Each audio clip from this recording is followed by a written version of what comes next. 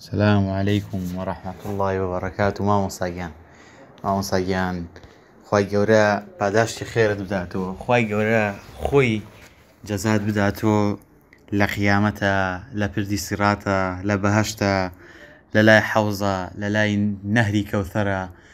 خوای گەورە بتخاتە جەناتی عەدن، خوای گەورە بتخاتە فیردەوسی ئەعلا.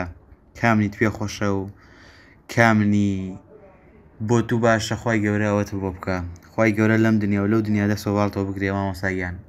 مامۆسا بەڕاستی ئیمشەو زانیم خوای گەورە هێشتا تووڕێی خۆی نەخستەتە سەرم. پێشتر زۆرم لەبەر بوو، نزیکەی 20 جوزئم لەبەر بوو. قورئان هەموویم لەبیر چووە. زۆر ئەترسیام خوای گەورە غەزەبی لێم گردووی و غەزەبی خۆی ڕشتوێتە سەرما و نەتوانم جارێتر قورئان لەبەر کەم و وەڕوو ڕەشی بچمەوە بەردەمی و وەبێ ئەوەی جوزێ قورئانم لەبەر بێ و بڕۆمە بەردەمی. ئێستێشە کەس نازانێ ئایا توانم خۆی تەمەنم پێ ئەدا کە بتوانم تەواوی کەم جا بگەڕێمە لای یان نا. من چەند جایتر لە خەوما خەریک بووە بمرم یان هەر لە ژیانی ئاساییما خەریک بووە بمرم و خوای گەورە تەمەنی درێژم کردووەتەوە و تەمەنمی باقیداوە و نەیهێشتووە بمرم. ئەوەشە دیارە فەزڵ خۆی بوو و دیارە خۆی ویستوێتی ڕۆژەکەم بگەێنێتە ئەمڕۆ و ئاوا وەکو ئیمشەو دڵخۆشم بکە و سوژدەی شوکر بووم و دەستکەمە گریان کە بەس خوای گەورە ئەو هەستەیە زانی چی هەستێک بوو کە توانیم 15 دێر لە 15 خولەکە لەبەرکەم.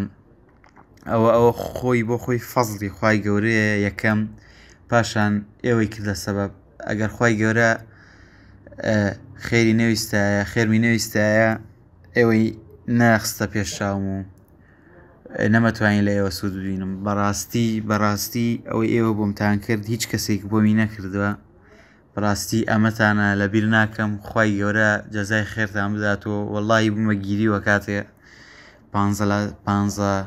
15 دێڕەکەم لە 15 دەقەکەیە لەبەر کرد. وەڵڵاهی خۆشبەختیەک بوو، تا ئێستا خۆشبەختی وایە نەهاتوۆتە ڕێم.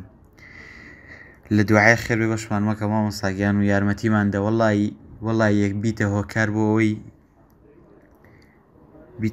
بۆ ئەوەی من بتوانم قورئان دەست پێ بکەمەوە، قورئان لەبەرکەم. مامۆستاگیان خوای گەورە خێری تو و خێری ماوەستا نێچیروانیش بنووسێ کە بینە هۆکار ئەوەی من دووبارە بتوانم دەستکەمە قورئان لەبەرکردن. مامۆستاگیان خوای گەورە جەزات بداتۆ و لە قیامەتە پاداشتی ئەمەت بداتەوە. مامۆستاگیان